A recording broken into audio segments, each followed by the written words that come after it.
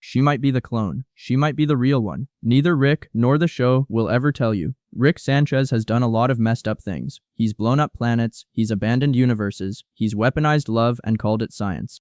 But one of the darkest things he ever did wasn't to an enemy. It was to his own daughter, twice. Because technically, there are two of them. And today we're going through Space Beth's entire story, from the moment she was made, to who she's become by season 9, and by the end of this video you'll understand why she might be the most tragic character this show has ever created. Sit back, grab a snack if you want, and enjoy. To understand Space Beth, you have to go back to season 3, episode 9, The ABCs of Beth. Her father is back, and instead of making things better, his presence has made her realize exactly how small her life feels. So she does what any rational person would do when their genius father is standing right there. She asks him to clone her. The idea is simple. One Beth stays on Earth, keeps the family, keeps the house, keeps the life. The other goes to space. No sacrifices, no hard choices. Rick agrees. But here's where Rick does something that sounds like kindness, and is actually something else entirely. He doesn't tell her which one she is when it's done.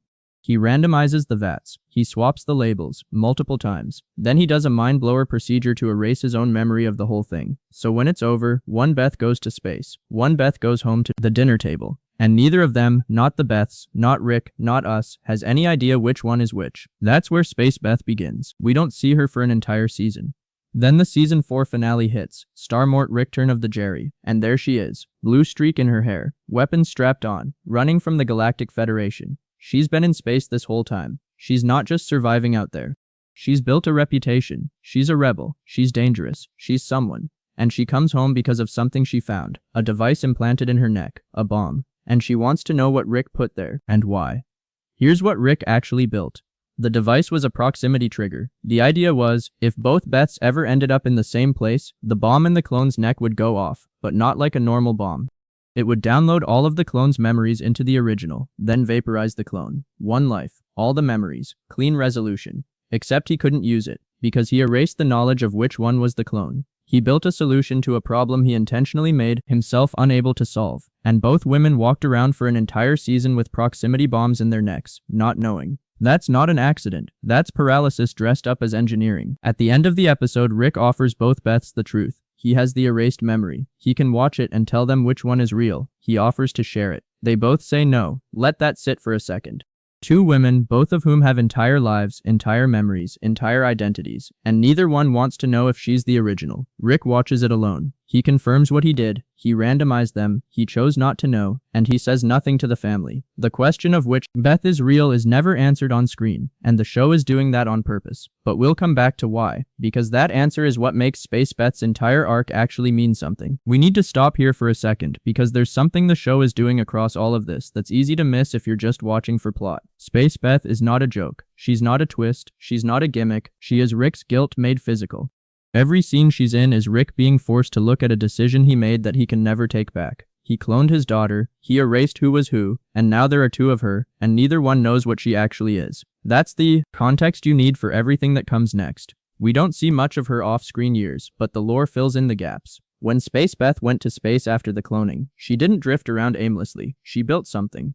She aligned with a group called the Defiance, a vigilante organization specifically designed to fight the Gromflamites and prevent the Galactic Federation from rebuilding. She became one of the galaxy's most wanted. She worked with Bird Person. She ran missions Rick would recognize. She walked the same path he walked when he was young, tearing apart systems, fighting bureaucracy, believing the universe owed her nothing, and taking anyway.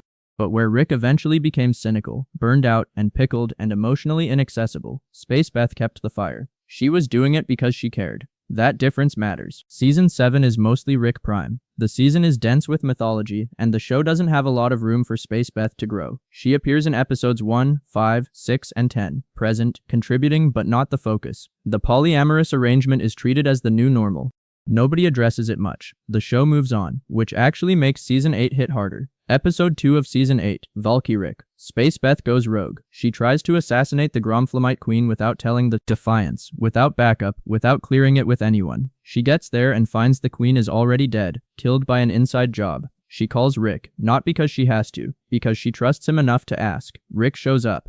And what he does next is one of the cleanest pieces of character writing in recent seasons. He defends her to the defiance. He tells them she's capable. He advocates for her in rooms where he doesn't have to. And at some point, off-screen to Bird Person, he says out loud that he is intentionally trying to reconnect with his daughter, not hoping it happens, actively choosing it. When Space Beth gets infected by a mutating fungus, something that would have turned her into something unrecognizable, Rick exposes himself to the same pathogen to work on a cure, a fatal one. He does it without hesitation. That's not Rick being clever, that's a father. Episode 6. Both Beths de-age themselves, intentionally, because the show is Rick and Morty and of course they do. As children, they're both kind of unhinged. Sociopathic is the word several recaps use, and Rick watches them. These two little girls who are both his daughter, who are both made of the same memories, the same confusion, the same hunger for more than what they were given. He breaks. He tells them he's proud. He tells them he should have done better. He should have been there. He didn't know how. All three of them end up crying, hugging. The kind of scene this show usually deflects with a joke, and it doesn't. It holds the moment. Season 9 gives Space Beth smaller moments, but each one lands cleanly. Episode 5, Bud. She's the one who gives Jerry the Flaxian worryworms that cause the entire episode's chaos. One decision from her sends Jerry spiraling through an anxiety-eating symbiosis that accidentally gets him a job in advertising. Because this show is Rick and Morty. Episode 9, Salute Your Morts. The whole family is high on alien joints that Beth and Jerry accidentally smoked. Space Beth is revealed to be the one who originally supplied them, and at the end, she swoops in to help them survive the mess.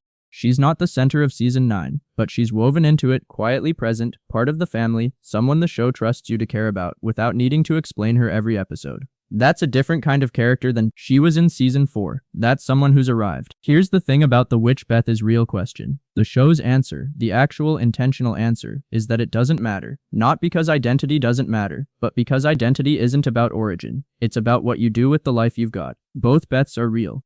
Both are Rick's daughters. Both carry the same grief, the same brilliance, the same damage. They just lived in different directions. Space Beth's entire arc is the show asking a question it rarely asks directly. What if Rick actually tried? What if instead of abandoning and intellectualizing and running, he just showed up? And the answer, from Valkyric to Bethuman Button, is that it changes things. Not completely, not cleanly, but genuinely. Space Beth started as a mystery. A twist in a finale, a bomb around a question the show refused to answer. She ended Season 9 as someone the whole family calls Space Mom. That's the whole story, and it's a good one. So that's where I land on it, but honestly, I don't think there's a clean answer here, and I'm not sure there's supposed to be. That's kind of the whole point of the setup. If you've got a theory on which Beth is the real one, I actually want to hear it. Maybe you've caught something in a rewatch that I completely missed. A line reading, a background detail, a throwaway joke that lands differently once you know what to look for. Drop it in the comments, because half the reason I make these is to see what you all come back with. And the bigger question, do you think the show is ever going to answer this for real? Or is it going to stay unresolved forever? Because the ambiguity is doing more work for the characters than a confirmation ever could.